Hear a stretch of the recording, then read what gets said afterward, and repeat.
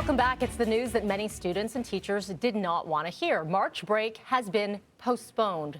The rest period, it's now going to be taking place during the week of April the 12th. The province's education minister says the decision was based on advice from health officials to help reduce the spread of COVID-19. Joining us now to talk about the impacts that this decision may have on students and staff is Seth Bernstein, who is a teacher, also member of the Ontario Parent Action Network and friend to the show here. We've talked to you many times, Seth, so appreciate you returning. Thank you. Thanks for having me, Melanie.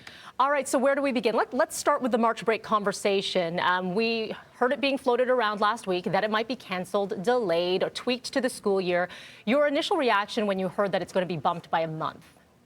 Actually, my initial reaction to it was just still centered on concern around what's going to happen next week. So top of mind for me has been the plan or lack thereof for when students in hotspot areas come back into school. And so, for me, what's caused me the most concern as a teacher and a parent are things like lack of paid sick days for parents who need to take a kid for a test, for a COVID test, the lack of ventilation checks, the classroom by classroom ventilation checks, the lack of clear plan for asymptomatic testing.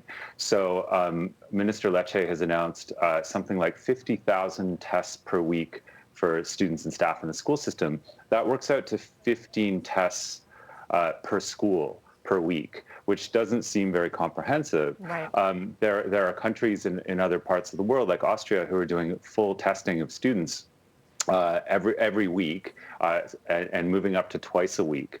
So, my concern is in the short term, actually, just making sure that we have a plan for when the kids go back and we go back, that we can stay there safely for a long time, because that's what everybody wants.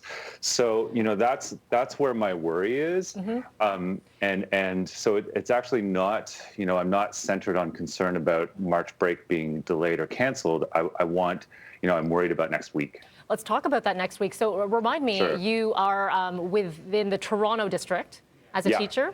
Okay. And so obviously, as one of the hotspots, has anything been communicated to you as a parent or as a teacher about what things are happening within your school to make it safer for you as a teacher, as a parent, for your students, for your kids? Right. No, there's been a change to the screening. It looks more like it was back in September. You might remember that they loosened some of the requirements because the testing centers were overwhelmed. And it looks like they've gone back to a bit more of a rigid testing standard. But other than that, no. As far as I know, they're still planning on collapsing and combining classes even in hotspot areas. So, as students choose the virtual option, as parents choose the virtual option for their kids because they're concerned about in-class safety, classes are being collapsed and then combined to reach the cap, because boards don't have extra funding to make sure that they can keep those class sizes low. So I haven't heard of any real tangible changes to what school will look like going back next week in those hotspot areas. And indeed, that's a major concern. So we're going to see how this all plays out. And hopefully, like you said, we do not want to see this back and forth. We want to open the schools, make it safe for everyone who is in those schools, because at the end of the day, this is where people are gathering, right? And they're going to come home to their families and then be within the communities, right? So yeah. I think if we had the sense that the delay for March break was really going to keep community and students safe, then I think you would find a tremendous amount of goodwill amongst staff to make that happen. But we just haven't heard the case. So, at the same time as they're canceling March break, because students are apparently safer in school than they are at home, they're opening up the economy, and their plan is to bring students back into, or give them their break in April, when their modeling shows that actually, the case counts in Ontario are going to be quite high. But they'll still send students on break where it's not as safe, apparently, according to them. So it just doesn't make sense.